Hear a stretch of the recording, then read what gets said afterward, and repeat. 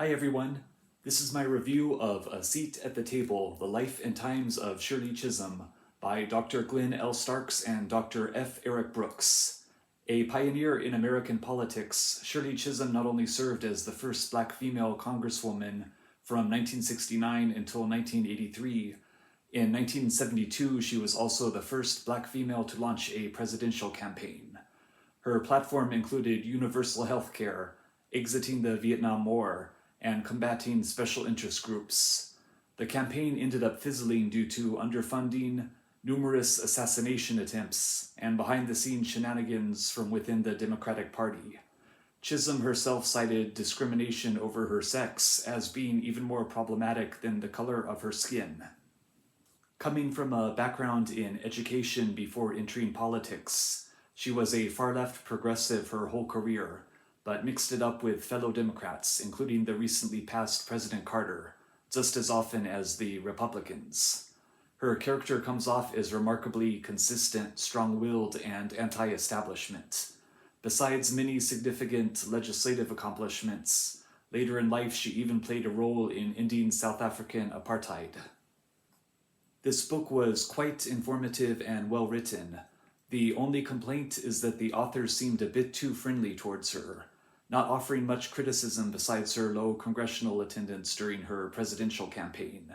But also in their defense, from so many sources, she comes off as a remarkably inspiring and likable figure for a politician. If you'd like to stick around, here are the top 5 notes I took from the book. Number 1. From pages 63 and 64, a battle over committee assignments.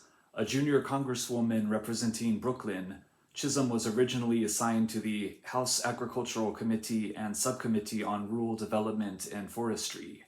Desiring a more appropriate assignment, she repeatedly challenged Speaker John McCormick on the floor. After not being recognized from her seat, she walked directly in front of McCormick and was reassigned to the Veterans Affairs Committee. Number 2, from pages 80 through 82, the Nixon Enemy List. As a founding member of the Congressional Black Caucus, she was part of President Nixon's enemy list and denied access to Nixon along with her colleagues. The list was discovered during the Watergate investigations. Number 3, from page 103, Summary of Legislation Accomplishments.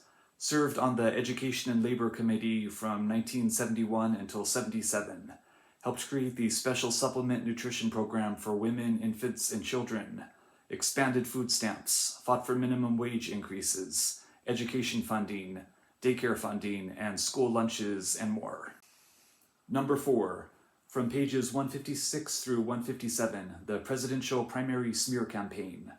On June 2nd, 1972, a press release written on stationery of primary rival Hubert Humphrey made accusations against Chisholm that were so salacious that news outlets wouldn't publish them.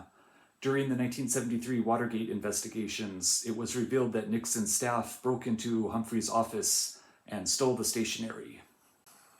And finally, number 5, from pages 194 and 195, Juvenile Crime. Through a committee hearing, promoted the passage of the Juvenile Justice and Delinquency Prevention Act of 1974, removing juveniles from adult correctional facilities. Alright, those are my top 5 best things from the book. I'd recommend you go and check it out yourself for even more. Alright, thank you for watching, and I'll have another video up soon.